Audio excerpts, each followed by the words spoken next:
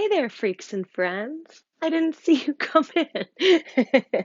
I'm Jessie. If you don't know me already, my pronouns are she and they. And today I'm going to offer us a little box breathing. So, a pretty easy, accessible, and well known breathing technique to help regulate and serve. Hmm. Regulate and soothe is what I was going to say, but regulate and serve is also very good. We're going to regulate, soothe, and serve our nervous systems. So, get some stuff so you can sit comfortably. If you would prefer to lie down, that would be awesome too. I'm going to sit on a bolster, which is like a pillow, and I've got a couple of blankets I'm going to use to prop my legs. Whenever you sit, you'll be able to breathe more fully if your pelvis and your hips are supported, so your spine can be long and neutral. Um, when I sit up on some height, my legs don't usually come all the way to the ground, so that's why I've got these blankets. I'm just gonna take them, and bring the ground to me, which is great. We've got customizable floor today. I've got my cozy little slippers and my This is Sobo quilt coat, and I'm just ready to get breathing. All right, so get yourself where you want to be, all your props where you want them to go. And for a moment, I'm just going to touch base a little bit on where I learned about breathing and why I'm offering this breath today. So, I have complex PTSD, and one of the things that I've dealt with a lot in my life is figuring out how to regulate my fight or flight response to things. So sometimes that's called getting triggered. And that term has really been taken and kind of smushed into something that I don't always feel like I want to say. But when I talk about my fight or flight response, it sort of breaks that concept down into what it's actually talking about. So if you don't already know, your nervous system, which is much more complicated than this video will allow explanation of, but your nervous system is broken up into a few parts, and two of them are your sympathetic and parasympathetic nervous system. Your sympathetic nervous system is your fight or flight response. So um, it elevates your heart rate, it sends chemicals through your different endocrine and adrenal and different regulatory systems. And your parasympathetic nervous system is the rest and digest nervous system. So that's when your body releases chemicals that help and electrical responses really through the body that tell you that it is safe to plan for the future. And like that's the piece of it for me as a survivor that always struck a really resonant personal chord is that if I'm constantly getting triggered by a world that is not necessarily trying to do that to me, then how is my body or my brain going to figure out how to plan for the future? Um, the part of you that responds to stimulus, the part of your brain that has coded a lion as dangerous and your best friend as someone safe, is a part of your brain that operates without language. So, by the time you are afraid of something, by the time your heart rate has elevated, by the time you want to run away from the threat, your body has already fully responded to it. So it's really important to remember that it's not our fault that we have these responses. and that awareness of them is the first step in just helping us get back to a place where our bodies can do what they need to do to regulate themselves. Studies show that some of these breathing techniques help with that, and I have found in my personal experience that they help me immensely. Um, they don't fix anything, right? Like, I guess I want to make that really clear when I talk about this is that I don't think the point is to fix it necessarily. I think the point is to integrate and I don't know. Like we need both our fight or flight and our rest or digest. It's a pulsation, it's a contraction and expansion. In Sanskrit, the word spanda, and I apologize for my terrible Rochester accent whenever I pronounce Sanskrit words. So, with that being said, it's time to regulate, soothe, and serve our nervous systems. That's not prescriptive. It's not anything that you need to do right or wrong. It's just an opportunity to offer a place to find center so that our bodies can relearn what center feels like. Um, if you want to adjust anything about how you're sitting, go ahead and maybe switch the cross of your legs, or you could come up on more height. You could decide you want to lie down now. And let your arms rest somewhere comfortable. So on your legs, in your lap, over your heart if you're feeling that today. And we'll start with a few big breaths out. Focus on pushing out as much air as you can on your exhale.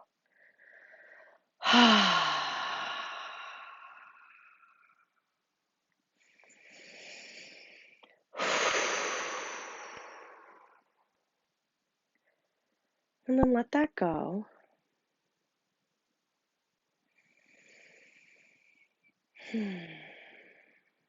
See if you can notice the sound of your breath.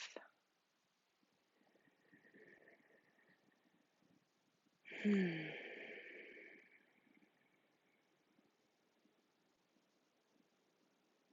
if you haven't already, deepen your breath in and out through your nose. You might want a tissue nearby if you got any bogies hanging on.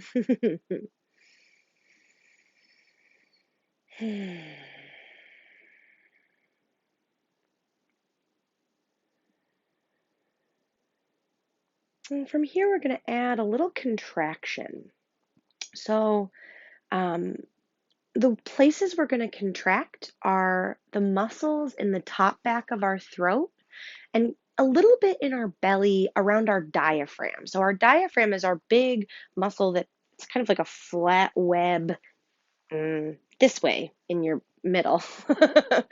And it moves with your breath and your lungs and your stomach. And the muscles in the back of your throat and your diaphragm both hug a nerve called your vagus nerve. And it's a key player in fight or flight. And I could talk your ear off about it. So we're not going to today. But trust me that it is. And trust me when I tell you that my teachers have taught me that nerves like to get hugged. They have what's called a myelin sheath around them, which is like a fatty tube that protects the nerve. And so when we hug that, we're signaling to the nerve that it is supported and safe. This is good. We want this. There's smarter people than me that can tell you more about it if you're interested. So for now, we breathe. All right. We're going to hug in and up. So as you breathe through your nose, try to sip the air in like you were sipping the air in, or like you wanted to make like a Darth Vader sound. And as you breathe out, try to push the air out through your nose like you were trying to fog up a tiny mirror in front of your face, or like you wanted to make an audible breath sound. And I'll demonstrate it. I think the microphone will pick it up.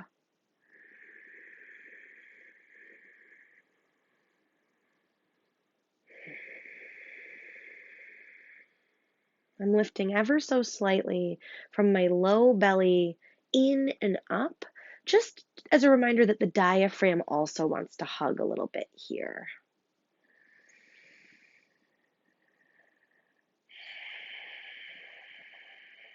If at any point it gets panicky or unsafe feeling or just stressful, let it go. It's like a wave, it'll come back when it's ready. And this is an Ujjayi pranayama, an uprising, free, victorious breath. And it's like a translation I heard that I really liked. And just breathing like this is good for your nervous system. So that's all you have to do if this is all you want to do today. Try to sip in as much air as you can, and then push all the air back out.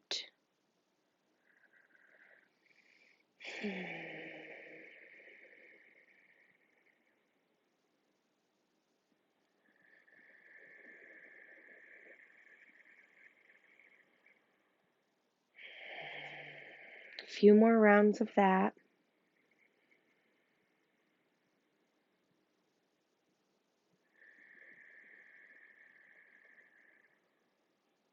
And let it go for a moment. Maybe flip your palms up if they're face down, or it might feel good to roll out your head and neck a little bit.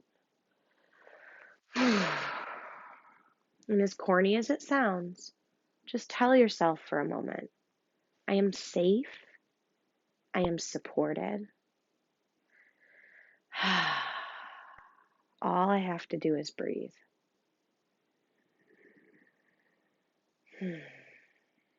And for this next round, we're going to add a count.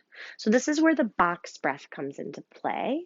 Box breath is also known as samavritti, which is it means like same flow in Sanskrit. And or like I've heard it called equal parts breath before. And there's different variations from different yogic traditions, different breath practice techniques. But the one we're going to use today is a 4-count box breath. So if you think about a box, your inhale is a count of 4. You're going to hold at the top for a count of 4. You're going to exhale at the bottom. You're going to exhale for a count of 4, and then you're going to hold at the bottom for a count of 4. If the number 4 doesn't work for you, please feel free to use any even count. 4 seems to be a good number for people to count to when they breathe. I don't know. It's easy. You do what you want. And we'll start just by breathing in and out to a count of 4. So go ahead and get comfortable again. Exhale completely. And then breathe deep through your nose to a count of 4. And exhale to a count of 4. Keep going. Inhale, 2, 3, 4. Exhale, 2, 3, 4.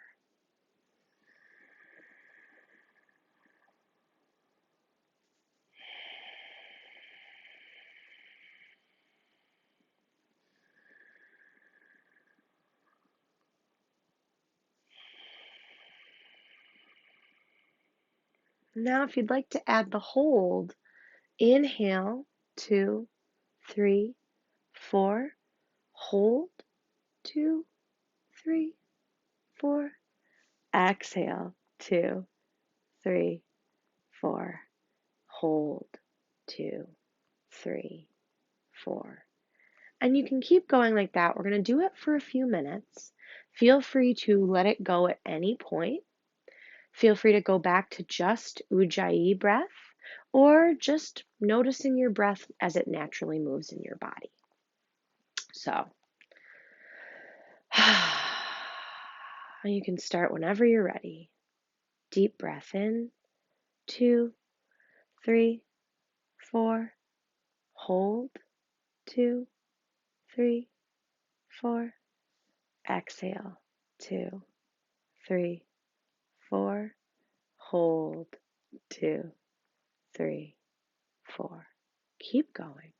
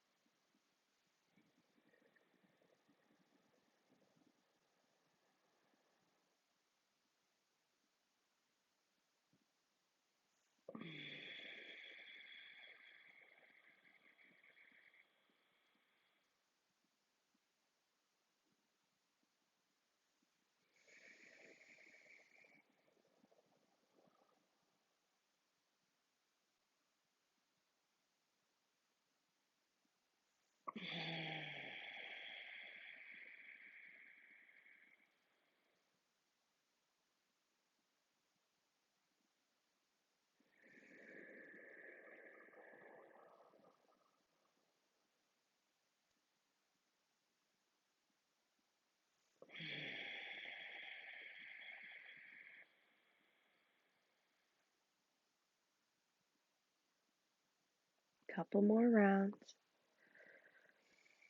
If you want to add a count, and you can add a count to your breath. And if you want to stay where you are, just keep breathing.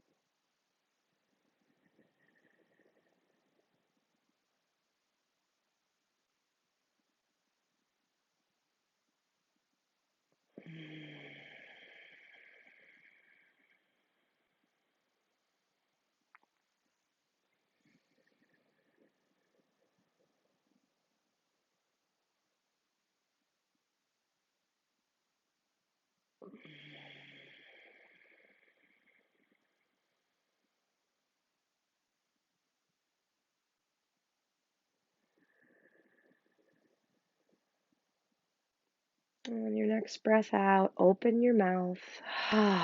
Sigh out. Maybe even flutter your lips or do a little wiggle. I feel like I was making a really silly face there, because thinking about teaching this while I did it was a trip for my brain, like patting my head and rubbing my belly. But also because I feel good when I do it. And I don't know if you will feel good when you do it. Like, I can't promise you anything. But I do feel like sharing um, permission to just sit and breathe is something really, really valuable and important. Something I learned from my teachers, Jen Turner and David Emerson at the Trauma Center in Boston, is that um, letting people who have experienced trauma, which is all of us, by the way, lead the way with their breath is the best way to offer breath to people. So if that breath technique didn't do it for you, that doesn't mean that you can't have a breath practice. That doesn't mean you can't practice pranayama. Um, it just meant that it didn't work today, that that tool wasn't the right tool for the job at hand. So I encourage you to seek out ways to um, regulate, soothe, and serve our nervous systems um, that serve us, that make you smile when you do them, that, give you a way to let go of some of the tension that's a byproduct of our fight or flight system being overstimulated, and giving ourselves a chance to let the rest and digest function um, do its part so that the whole thing works better together. We want our fight or flight response to be sharp. We don't want it to be overworked. We don't want it to be a state that we're used to being in, right? So I hope that's helpful for you. I hope that thinking about offering your body ways to plan for the future was as exciting and interesting for you as it is for me. And if not, No problem. It's all just an offering. And like that's what's cool about it is that you get to lead yourself through yourself to yourself. And I hope you got some time to breathe deep, and I'll see you on the mat soon. Heal yourselves. Have an awesome day.